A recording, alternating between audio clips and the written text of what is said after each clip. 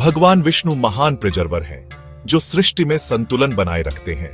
त्रिमूर्ति में ब्रह्मा सृष्टि, विष्णु पालन और शिव संहार का संतुलन है।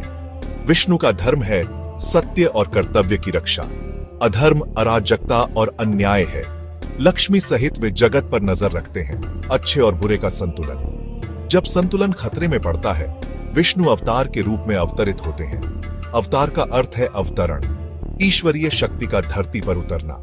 विष्णु संकट के अनुसार रूप चुनते हैं, कभी पशु, कभी अर्धमानव, कभी पूर्ण मानव। हर अवतार या तो अधर्मी शक्ति का अंत करता है या मानवता को विशेष सीख देता है।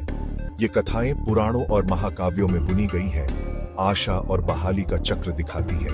अब दशावतार, विष्णु के 10 प्रमुख अवतारों की झलक।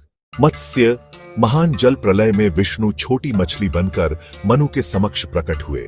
जैसे जैसे प्रलय बढ़ा, वेद और जीवन का संरक्षण आवश्यक हो गया। मछली बढ़ती गई और दिव्य रूप प्रकट हुआ। मनु को नौका बनाने का निर्देश मिला। मत्स्य ने नाव को तूफान से पार कराया। जीवन और वेद सुरक्षित रहे। कूर्म, समुद्र मंथन में पर्वत डूबने लगा तो विष्णु कछुए बन पीठ पर उसका भार संभालते हैं। स्थिरता से मंथन सफल हुआ। दिव्य खजाने और अमृत प्रकट हुए। वराह, हिरण्याक्ष ने भूदेवी को पाताल में खींचा। विष्णु वराह बन गहराइयों में उतरे। दीर्घ युद्ध के बाद वराह ने राक्षस का वध किया और धरती को उसके स्थान पर स्थापित किया। नरसिंह, वरदान पहेली से शक्तिशाली हिरण्यकशिपु को गोधूली, दहलीज और नखों से परास्त किया। नरसिंह दिखाते हैं कि दिव्य न्याय सीमाएं तोड़कर भी अपना मार्ग बना लेता है। वामन, विनम्र ब्राह्मण ने महाबली से 3 पग भूमि मांगी। त्रिविक्रम रूप में 2 पगों में पृथ्वी और स्वर्ग मापे। तीसरे पग हेतु बलि ने सिर अर्पित किया। परशुराम, अन्यायी क्षत्रियों से धरती को 21 बार मुक्त करने की प्रतिज्ञा। कर्तव्य हेतु क्रोध।